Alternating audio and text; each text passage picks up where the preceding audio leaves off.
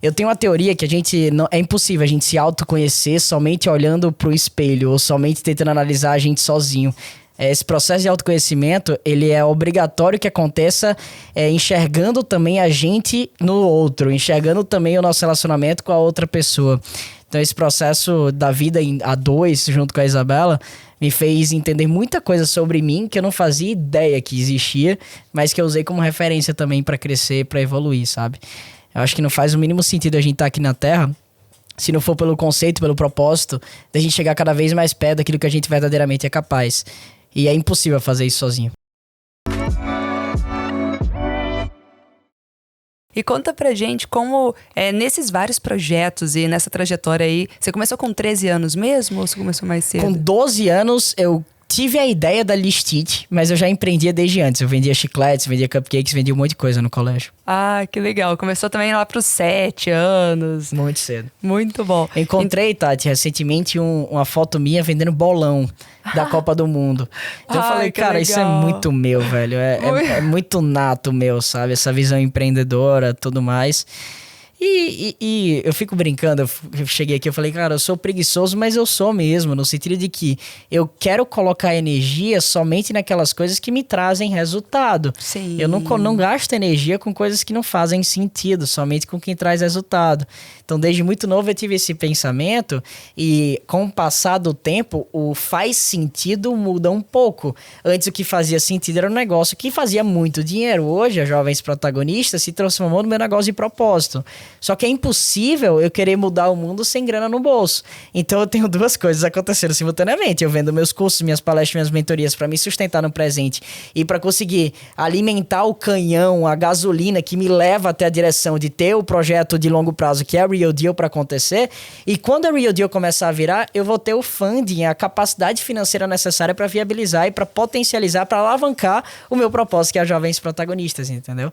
Eu tenho tudo meio desenhado na minha cabeça e como é que vai ser minha jornada. Eu sou bem intencional nas coisas que eu faço. Que legal. E aí você tava falando, eu coloco energia naquilo que funciona, naquilo que dá resultado e tal. E já teve projeto seu que você acreditou muito e que deu ruim? E o que você aprendeu com isso? Como que você lidou também com essa fase? Tiveram vários, né? Na hora parece o fim do mundo. Passa 2 semanas, 3 semanas, 1 mês e a gente começa a perceber que era um monstro criado na nossa cabeça.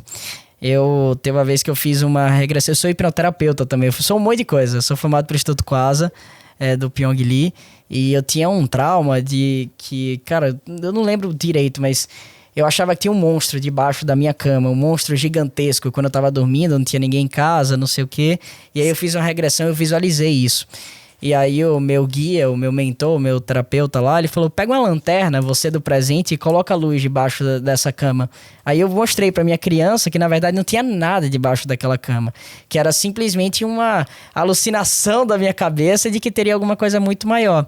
E eu uso esse exemplo para comprovar o que eu tô dizendo. Às vezes as coisas parecem muito maiores do que são, mas quando vai passando, quando você amadurece com aquela pressão que foi colocada, quando você cresce, quando você aprende, quando passa, você vê que não foi tão relevante assim. Eu tive várias. Na hora foi o fim do mundo. Hoje são objetos de aprendizado, cada uma delas que eu vivi, sabe? Caraca, isso me trouxe muitos insights, assim. Sou hipnoterapeuta também, né? Amo, acho que todo mundo tinha que entender mais da mente, da neurociência até.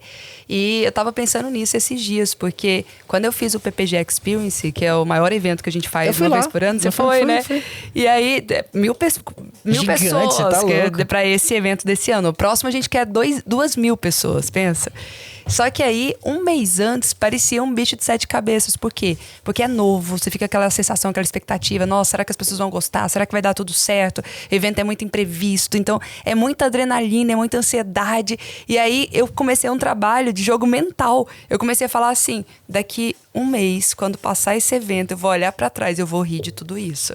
E aí, eu comecei a falar. Eu falei, gente, e de fato, hoje, quando eu olho pra trás, que passou o evento, deu tudo certo, graças a Deus. Você quer fazer o maior. Quero fazer o maior ainda, sabe? E eu falo, por que a gente fica nessa tensão assim? Parece que, nossa, se der uma coisa errada, é a morte, é o fim. O que de pior pode acontecer? Acho que o grande pensamento que a gente tem que ter é, o que de pior pode acontecer? É que a gente nunca vê o mundo do jeito que o mundo verdadeiramente é, né? O mundo em si, ele é neutro. A neurociência explica isso também. A gente tem uma coisa chamada metaprograma. E baseado no metaprograma, a gente configura tudo que a gente visualiza. Então, por exemplo, se uma vez riram de mim no colégio quando eu era criança... E eu vejo alguém, eu tô aqui numa sala e eu vejo a moça ali rindo, a minha cabeça, pela aquela crença que eu tenho, vai automaticamente direcionar a achar que ela tá rindo de mim, quando na verdade não tem nada a ver. Ou você vai encontrar uma maneira de fazer algo que não é se tornar o que é, porque toda crença é autorrealizável, assim como fala o Paulo Vieira. Ou você vai interpretar ou conduzir as suas próprias ações para que aquelas crenças que estejam formatadas lá de fato aconteçam. Então, sem querer, eu vou falar alguma besteira aqui e o pessoal vai rir, porque toda crença é autorrealizável. Então, eu tô dizendo isso porque no momento do evento, você tá com a carga gigantesca ali de ansiedade, de adrenalina. Então a realidade que você visualiza naquele momento não é a mesma realidade que você visualizaria um mês antes daquela tensão toda acontecer, ou 2 dias, 3 dias antes. Quando a gente tá no meio do fogo, a gente fica desesperado, porque essa é a nossa visão que a gente tem de mundo. Então, às vezes a gente só precisa de um microfato pra comprovar que vai dar tudo errado. Às vezes é só uma caneta que ao invés de ter ficou só o Tati DeAndre, ele não veio a logo, sabe? Sim. Às vezes é uma besterol, que você só consegue entender isso depois que passa, depois que essa situação passa. É igual em palestra, nunca é tão ruim quanto a gente acha que foi, né? Exatamente. Eu falo pra todo mundo, cara... Pode ter certeza, talvez a tua cabeça esteja direcionando pra você achar que foi 200 vezes pior do que de fato foi. Talvez tenha sido até ruim, ou talvez foi bom, só que na tua cabeça você não consegue interpretar dessa maneira, né? E falando um pouquinho de vida pessoal, eu te conheço, a gente já tem uma longa amizade, né? E aí eu lembro do Davi também, super jovem, 21 anos. Davi falando, não, agora é desbravar a vida profissional e tal. E de repente você tá quase casado. Conta isso. Não, faz parte, né? Esse jogo da gente tá sempre aberto para as coisas que acontecem na nossa vida. A Isabela, minha namorada, foi um presente de Deus para mim, não tenho dúvida disso. Ela me colocou na direção certa, no rumo certo. Ela me trouxe um foco, uma constância, uma segurança, um conforto gigantesco. E se hoje eu tenho os resultados que eu tenho, com certeza foi por conta também dela. E com certeza também eu tenho que ser muito grato a Deus, porque literalmente ela caiu de paraquedas. Sem querer, ela apareceu na minha casa, numa festa de Réveillon, nada propício para isso acontecer. Novamente, se eu não tivesse aberto para essas coisas, para essas oportunidades, ou sensível para perceber os presentes que Deus traz na nossa vida, talvez não aconteceria, sabe? Sim. Então... Eu, como profissional, eu cresci 1.000.000%. Como pessoa, eu cresci 1.000.000%. E a tendência é crescer cada vez mais. Hoje eu moro com a Isabela mora comigo aqui em São Paulo. Então, foi outra experiência, que sabe? legal. E é gostoso, porque eu falo assim, a vida, pra ser incrível, pra ser memorável, tem que ser essa completa, sabe? Tipo, você... lidou bem com a vida profissional, mas também tá bem na vida pessoal, porque ninguém é feliz sozinho.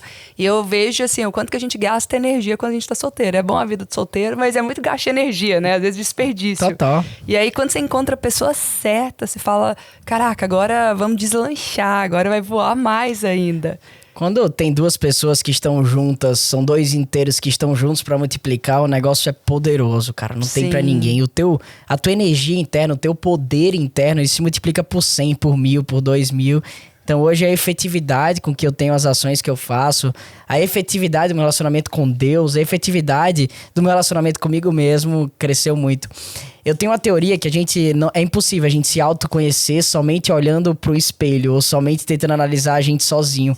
Esse processo de autoconhecimento, ele é obrigatório que aconteça enxergando também a gente no outro, enxergando também o nosso relacionamento com a outra pessoa. Então esse processo da vida a 2, junto com a Isabela, me fez entender muita coisa sobre mim que eu não fazia ideia que existia, mas que eu usei como referência também para crescer, para evoluir, sabe? Eu acho que não faz o mínimo sentido a gente estar aqui na Terra se não for pelo conceito, pelo propósito, da gente chegar cada vez mais perto daquilo que a gente verdadeiramente é capaz. E é impossível fazer isso sozinho.